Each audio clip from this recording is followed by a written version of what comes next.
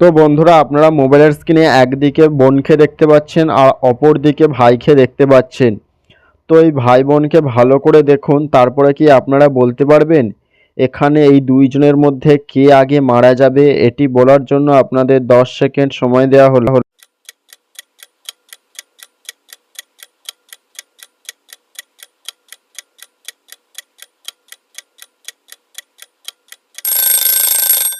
তো যারা যারা পেরেছেন আপনাদের উত্তর অবশ্যই কমেন্টে জানাবেন, আর ভিডিওটি ভালো লাগলে একটি লাইক করবেন, আর আমার চ্যানেলে নতুন হয়ে থাকলে চ্যানেলটি অবশ্যই সাবস্ক্রাইব করবেন।